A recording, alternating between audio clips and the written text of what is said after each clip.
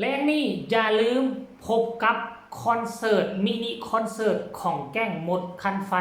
นำหน้าพาทางโดยน้องหักแพงวรัญญาพรกับทักทายสบายดี FC ทุกทาน FC ทุกคนนะมาพบมาพ่อกับค่อยเจ๋บ่าวลาวในคลิปนี้เป็นเรื่องเล่าข้อมูลข่าวสารจากฝากฟังของสาวน้อยลำเพลินโชว์โดยเฉพาะคือกลุ่มของน้องหักแพงเขาเอิ้นว่ากลุ่มหมดคันไฟ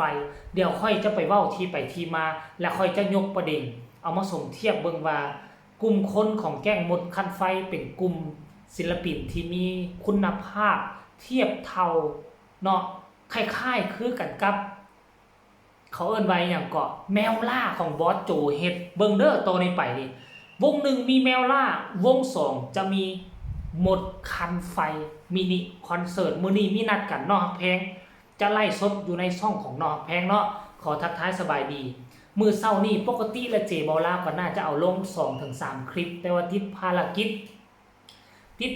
จไปเวียกไปว่าก็เลยเอาลงแต่คลิปเดียวมื้อเช้านี้เลยช่วงสายๆบ่ายๆมาก็เลยได้มีเวลาพักจักชั่วโมง2ชั่วโมงกินข้าวสวยก็เลยว่าได้หาโอกาสหาเวลามาอัดคลิปส่งข้อมูลข่าวสารให้บรรดาพ่อแม่FC ทุกคนนะท่านผู้ชมเนาะมื้อแรกนี่มีนัดกับแก้งหมดคันไฟเด้อจะไล่สดในช่วง 17 โมงหา23โมงโห17 โมง19 โมงหา23โมง19 โมงก็คืออย่าง19 โมงคือ7 8 9 10 11 12 11 1 2 3 4 5โอ้4ชั่วโมง5ชั่วโมงท่านผู้ชมแก้งหมดคันไฟจะไล่สดโอ้โหนี่ถ้าบ่มีอย่างคาดเคลื่อนลักกะแม่นเตรียมเจอเด้อไผที่อยากสนับสนุนศิลปินเหล่านี้ไผที่อยากให้มาลัยเพื่อเป็นข้าวนมของต้อนเพื่อให้กำลังอกกำลังใจลูกๆจากสาวน้อยลำเพลินโชว์โดยเฉพาะคือน้องฮักแพงก็สามารถพากันเข้าไปเบิ่งไล่สดอยู่ทั้งช่อง YouTube ของน้องฮักแพงได้ส่งระยะเวลา 19 โมงหา23 โมงนั่นเองเนาะท่านผู้ชมเนาะและค่อยเชื่อว่าคุณภาพขับแก้วเต็มแก้วเมื่อสุผู้สู่คนแน่นอนและบ่ฮู้ว่ามื้อนี้เขาเจ้าจะมีการแต่งตัวแนวใดเนาะออกมาในรูปแบบใดก็ให้ทุกคนเข้าไปเบิ่งค่อยเห็นแก้งหมดคันไฟแล้วค่อยก็คิดพ่อตอนช่วงโควิดบอสโจสามารถนำพาวงสาวน้อยเพชรบันแพงฟื้นคืนมามีชื่อเสียงโด่งดังและสามารถมียอดเงินมาหมุนเวียนได้ก็ย้อนรายการแมวล่าย้อนรายการแมวล่านี่แหละแมวล่านี่จัดโดยบอสโจกับยายแหลมพ่อแหลมเป็นผู้นำหน้าพาทางยายเวอร์แล้วก็ยังมีผู้อื่นมาผสมปนเปกันแต่ว่าบาดนี้แมวล่าช่วงนี้ก็เริ่มซบเซาไปแล้วเพราะว่ามันบ่ค่อยได้ไล่สดแนวนั้นเนาะมาบริษัทพัฒวามามีรายการหมดคันไฟของน้องหักแพงจัดตั้งโดยน้องหักแพงอาจจะเฮ็ดรูปแบบในรูปแบบเดียวกันแต่ว่าผู้กำกับและแม่นน้องฮักแพงเป็นผู้นำหน้าพาทางบ่ได้ผู้กำกับบ่ได้แม่นเจ้าของวงบ่ได้เป็นผู้ทีมงานบริหารวง2ท่านผู้ชมถ้ากรณีว่าเป็นไปได้ค่อยคิดว่าสามารถยกระดับรายการหมดคันไฟนี่เอาขึ้นมาเฮ็ดแบบแนวล่าได้เลยท่านผู้ชมจัดไฟแสงสีโดยทีมงานของ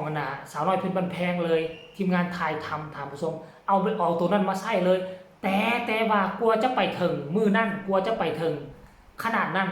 ต้องให้ทุกคนเนาะต้องให้ทุกคนบึกบืนฝ่าฟันและแก้งกลุ่มของน้องฮักแพงอยู่นี่มันมีทั้งหมดประมาณจักคนท่านผู้ชมมี5-6 คนบ่เนาะมี5-6 คนนี่จงพากันเป็นกลุ่มเป็นก้อนเนาะเดี๋ยวค่อยชี้นับ1 2 3 4 5 6 7 8คนนี่จงพากันจัดตั้งกันเป็นกลุ่มเป็นก้อนและพัฒนาตนเองไปตลอดเนาะและเหตุให้มันมีคุณภาพไปตลอดเรื่องตลกครบขันก็ให้มันมีในเรื่องการแต่งหน้าแต่งตาเฮ็ดแบบสวยแบบงามก็ให้มันมีผสมปนเปกันเป็นชั่วโมงไปแล้วคันท่ากรณีว่าพวกเจ้าเริ่มโด่งเริ่มดังมาเนาะทั้งผู้หลักผู้ใหญ่ภายในวงเขาอาจจะยกระดับรายการนี้ขึ้นก็เป็นได้แล้วเขาจะเข้ามาควบคุมมาทำการดูแลให้เองและฮอดเมื่อนั้นพวกเจ้าจะกลายเป็นทองคำหรือเป็นเพชรเม็ดงาม ประจำโตวของวงสาวน้อยลำเพลินโชว์เพราะปัจจุบันนี้วงสาวน้อยลำเพลินโชว์บ่มีเด้แมวล่าแล้วมันขึ้นกับวงใหญ่เนาะแมวล่านี่แล้วมันเป็นบุรีมสิทธิ์ของวงใหญ่เพราะฉะนั้นแล้ววงใหญ่มีแมวล่า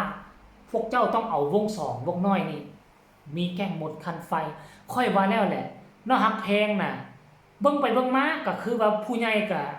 ดูแลเราบ่ให้คลาดสายตาเบิ่งไปเบิ่งมาก็คือว่าทุกสิ่งทุกอย่างนี่น้องบุกบืนฝ่าฟันมาด้วยลำแข้งของตนเองเนาะเว้าแนวนี้บ่แม่นว่าจะให้ FC ไปทะเลาะวิวาทจะให้ฮักแพงไปคมไปเครียดไปคมให้กับทางหัวหน้าวงบ่แม่นเนาะนี่อันน่ะเบิ่งในอีกมุมมองนึงแต่ว่าพวกเจ้าฮู้บ่เนาะฮักแพงบ่ว่าจะเฮ็ดหยังน่ะมันก็อยู่ในสายตาของทีมงานผู้บริหารหมดหั่นแหละถ้าเขาบ่เข้ามายุ่งมาเกี่ยวถ้าเขาบ่ตำหนิติชมก็บ่หมายความว่าเขาบ่ดูแลเขาบ่รักษาเขาบ่สนับสนุนถ้าเขาบ่มาตำหนิติชมนั่นหมายความว่าเจ้าเดินถูกทางที่เขาตั้งเอาไว้แล้ว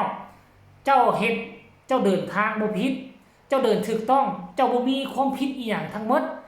คันถ้ากรณีเจ้าเฮ็ดอีหยังเขาก็มาเสียมมาซอเจ้าเฮ็ดอีหยังเขาก็มาว่ามาให้นั่นแสดงว่าเจ้าเดินผิดทางเจ้าบ่อยู่ในลายของวงเขาวางไว้แต่อันนี้ถ้าเขามิดเงียบไปแต่บ่หมายความว่าเขาบ่ได้เบิ่งเจ้าใดเขาสังเกตเจ้าอยู่ทุกคณะนั่นหมายความว่าเจ้าเฮ็ดแบบนี้มันเป็นผลดีต่อเจ้าแล้วก็ต่อวงต่อองค์กรเขาเลยป้าให้เจ้าเฮ็ดไปโลดเฮ็ดไปเพื่อให้เจ้าสร้างความเข้มแข็งด้วยตนเองถ้าฮอดมือเจ้าล่มมาผิดพลาดมาเขาก็เพียงแต่เอามือไปส่วนสู้เจ้าขึ้นมาอุ้มเจ้าขึ้นมาจากเจ้าเดินพลาดการที่สอนคนน่ะมันบ่แม่นว่าจะไปจับมือถือแขนซ้อนตลอดงบสิกินข้าวก็จับข้าวป้อนใช่นั่นนี่เด้อลูกสิย่างก็ย่างนั่นนี่เด้อจับตีนย่างไปมันบ่เป็นจักเทื่อเด็กน้อยมันบ่เป็นจักเทื่อมันบ่ก้าวหน้าจักเทื่อถ้าสอนแบบนั้นสอนแบบบอสโจนี่สอนถูกแล้วถ้าเบิ่งแล้วสิ่งใดเขาเฮ็ดมันบ่มีผลกระทบต่อวงและสมาชิกเขาจะปล่อยให้เจ้าเฮ็ดไปโลดเฮ็ดไปแสดงว่าเขาเห็นดีเห็นพร้อม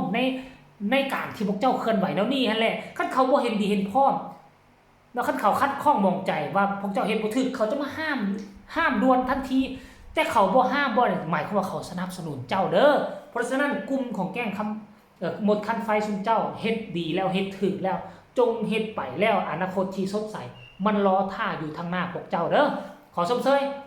พยายามให้กำลังใจกันจงไปเวลา 19:00 น. หา 21:00 น. คลิปนี้ขอฝากฟังไว้ซ้ำนี้ฝากทุกคนกดไลค์กดแชร์กดติดตามเพื่อจะพลาดในคลิปต่อไปที่สำคัญอย่ากดข้ามโฆษณาเนาะใครมีคำตำหนิที่ส้มคำคิดคำเห็นเท่าใดก็สามารถส่งมาใต้คอมเมนต์ได้พบกันใหม่ในคลิปหน้าสำหรับคลิปนี้ขอกล่าวคำว่าสบายดีบ๊ายบาย